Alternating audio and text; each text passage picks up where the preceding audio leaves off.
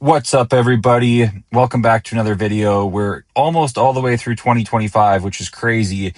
Almost there. And I just wanted to make a video here talking about DRIP, which is Dividend Reinvestment Program, versus basically managing your own portfolio manually. I know DRIP is very convenient for people who want to be hands off.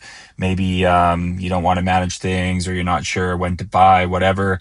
So it kind of makes things easy and automated. But what I will say is managing your own portfolio in the sense of just buying shares when you get dividends is super, super easy.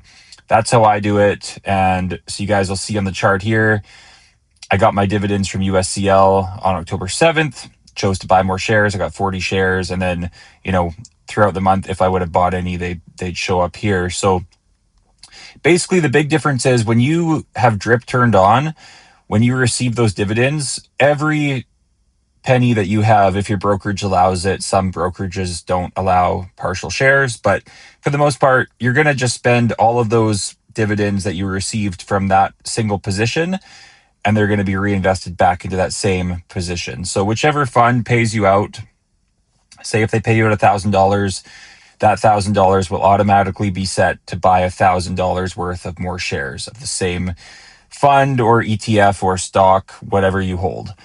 And that's really trying to simplify things. But again, it's very, very easy to manage your own portfolio, because if you just turn DRIP off and allow all that cash to flow into your account, it'll just be sitting there ready and waiting to buy more shares or new shares. Maybe you want a new position, right? And I find that maybe it's not a huge difference, because again, you guys could see here with USCL, I got the dividends in and I bought them the same day. It really wouldn't have made a difference if I had DRIP turned on or not. I didn't buy, I think I received like 1,300 and I bought 937 worth that day. So I didn't buy everything with that same position. And that's the nice thing with manually reinvesting is, let's say you receive $1,000 from HYLD.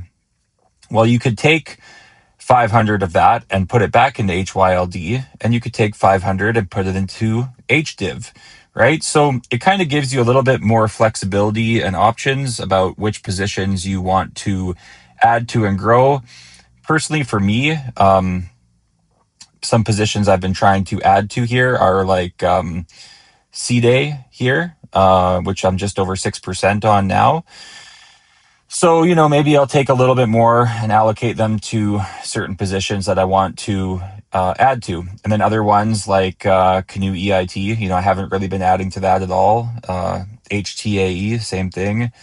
So then there's some funds that maybe you don't, put that money back in, or you just don't want to grow that position at this time. Also, another thing, guys, the way I see it, again, not financial advice, just my own, way of seeing things, is that some of these ETFs, like I'll just choose ENCC, they had a dividend of 13 cents. They dropped it to 12. So obviously distributions can vary on any of these investments, but there's some that I feel like are a little bit more volatile. So ENCC, to make up for that lost cent on distributions, maybe I'll make sure to add those distributions back in to try to hedge that. And C-Day is another one. It's pretty high yield, right? So it's almost 18% yield, and it's not showing the exact dividend payout here, but the dividend on here has fluctuated slightly. It went from like 18 to 18.1 to 18.2, back down to 18, something like that.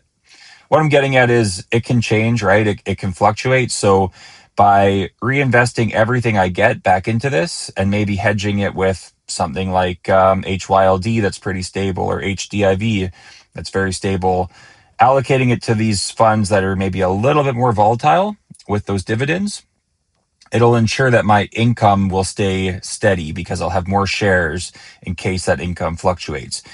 HHIS, I could say the same, although HHIS just, they increase their dividends. So, but I do feel with HHIS, because it's such a high yielding fund, that I do want to, build up my share counts, because if that dividend were to drop, I want to have my income stay fairly stable, because I want to accumulate a lot of shares, right? Right now, I'm almost about 20% of HHIS in my portfolio, which is right about where I want it. I wanted about 20%. And what my plan is here is to swap HTAE for HHIS. Now, these are both Harvest ETFs. They're both consolidated kind of technology, kind of these new stocks and, a lot of tech stocks. HTAE is pretty much explicitly tech stocks, although it overlaps with HHIS quite a bit. Now, HHIS actually has a few companies that I pretty much want to swap it out just because of the fact that, number one, it has Amazon, which is like, a huge reason alone to swap out for, because HTAE doesn't have Amazon. It has, a lot of big name tech, but also some smaller technology companies too.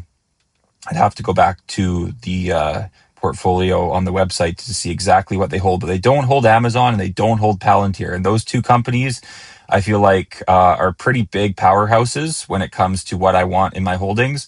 I know there's overlap in a bunch of these other funds, but for a high yield fund, I'm really looking forward to that. I just recently moved to a pretty big city, and man, I see Amazon trucks everywhere, day and night, Amazon everywhere. So that makes me feel pretty bullish on Amazon. Anyways, guys, getting off topic here, drip versus no drip. I don't feel personally that there's a big difference. I think your total returns and your dividends and stuff like that are probably going to be, very similar either way. But, again, you have the opportunity where you could take a lower yielding fund like Canoe EIT and direct those funds into HHIS and then boost your yield that way too, right? So you kind of have the option to diversify your portfolio, change the yield up, or maybe you want to hedge yourself and you want to take those HHIS dividends and put them into Canoe or HYLD or something else, right? Personally, I like that. I like having flexibility. I like controlling my own portfolio. For anyone who thinks it's overwhelming or it's too much work or they don't have time, guys, it's like it takes a couple minutes. You click the buy button, you use your funds. Very, very easy. If anyone's using brokerages that charge for trades, I just suggest you move to a different brokerage because there's quite a few now here in Canada that you can trade for free. No one should be paying $10 per trade or anything crazy like that. And that's pretty much my spiel on drip, guys. You know what I mean? I think it just gives you a little bit more control over your portfolio. It'll allow you to kind of move things around within your portfolio as you want to allocate funds to different holdings or change things up. And you know what? Maybe you're going away on vacation for a while. Maybe you just want to have it on drip, and that's perfectly fine too. That is the great thing about the flexibility of dividends and drip and all of that. It's just whatever you decide, whatever you choose. That's pretty much it for the video, you guys. Go ahead, leave me a like, leave me a comment. Drip versus manually doing it. Again, I don't think there's a big difference there. I don't know, unless you feel like you can really time things, and you hit these, you're holding cash and you hit the bottom. And I know some people will do that. They'll just hold cash maybe for a month or a couple months. But the thing is, guys, if you're holding cash since April 7th, you missed out on dollar cost averaging into all of this. So, maybe you'd be better off just to have the drip on, or, like I do, is I just pretty much take those dividends and buy whatever I'm buying. All the dividends get spent pretty much the same day. I just buy it, buy and hold, buy and hold. The word of the day, buy and hold, guys. Anyways, guys, I hope everybody's having a great start to November. Almost done the year here. I'll catch you guys in the next video. Have a great week.